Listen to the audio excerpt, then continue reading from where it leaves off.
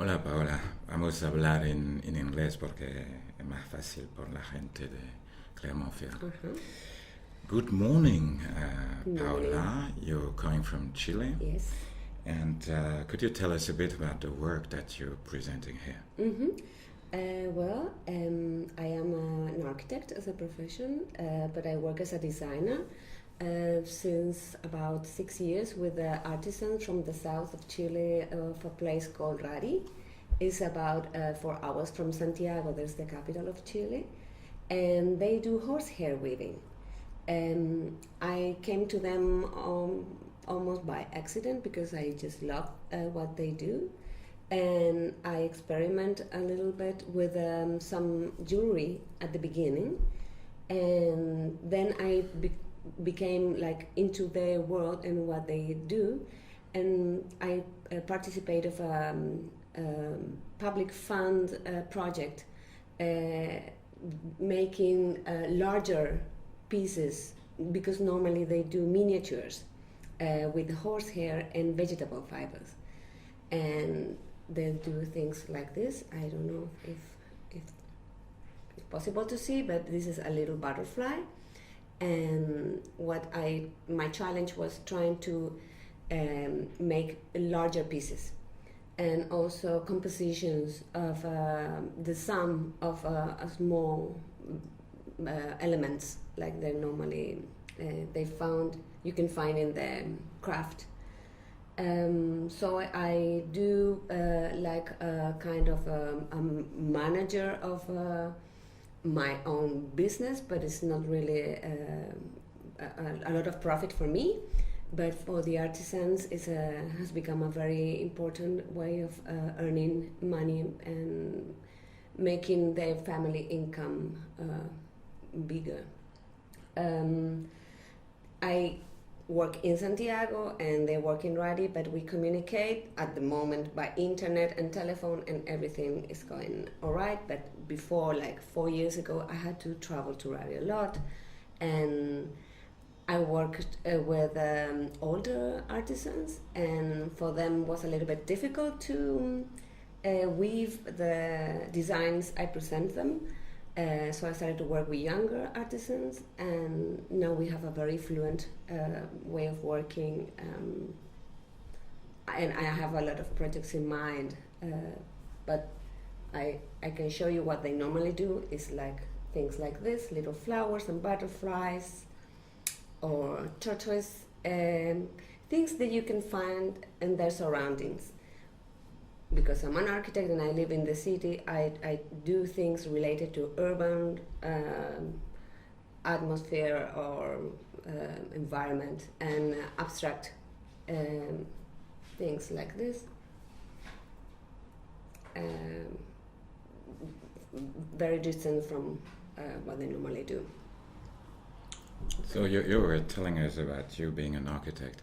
Is there a link between what you're doing with those craftsmen and your training as an architect? Yeah, I think so, because I see a little object as a structure.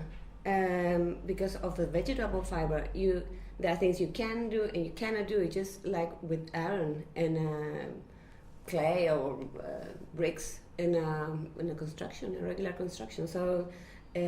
Yes, I see a link. I see like these small pieces of architecture, and I've been trying to discover different ways of putting them together and creating new volumes. So. And there's according to what I heard, there's a very deep social content in your. Yes, work. Because throughout the years, I realized that. How important it is for women in the countryside, in a very machista, I don't know how to say that in English, environment, and where man brings the money for the house, working in the fields, and suddenly we started working together, and they can earn as much money as their husbands, and they formalize their work. They learned how to measure, and they learned to use internet, to read a plan, because I work with plans, like architectural plans, So they have learned a lot of skills. So I'm amazed how their self-esteem has grown. And for me, I'm happy because this is rewarding, but it's not. I don't earn as much in proportion as they earn. So I feel like I'm doing a job that respects them as professionals as well, and it's a bit different how other designers work. Like they are more like I don't know if patronizing is the word, but they feel like they're helping the artisans, and not in my case. If we treat each other as professionals. Do you see yourself as a kind of a feminist? No, really. But when you see how the rural world works, you become feministic very, very fast because it's dramatic, the difference between men and women roles.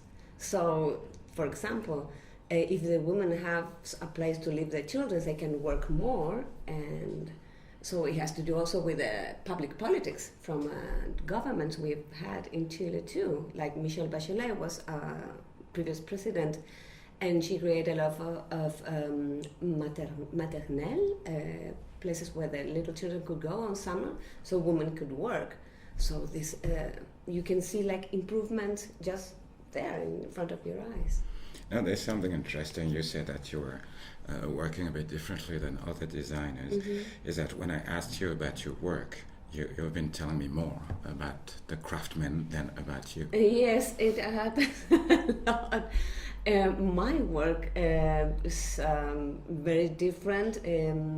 It's a lot of work because it had to do with marketing, design, selling, sending prototypes, a lot of internet work, and it's a little bit invisible sometimes, because in craft I think what it shines is the technique, and sometimes the design is a little bit forgotten. It's also, there's a tension between the artisan and the designer. I think everywhere it could be like that. But I feel happy just to know that we can sell what we're doing. Sometimes I feel like, okay, I have a name, and the artisans' names are also forgotten. So it's difficult to have an equilibrium, but possible. How would you define metamorphosis? In general, or as you feel it, whether social, whether technical, whether just. Well, in my case, I can see I was telling you before, the change in the artisans from when we started to work together, and I know how I see them. But I think there's a long way to go for craft in general. So I see different changes still, but I also see a different perception of craft, at least I think in the world.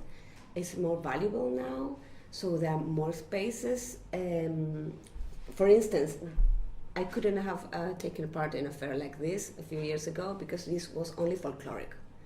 So now it can be in a museum, so that's amazing. I think it may be the first time, so that's also a part of the change. Now, a last question. Mm-hmm. Is there a dream or a project that you're dreaming of doing and that you haven't done yet?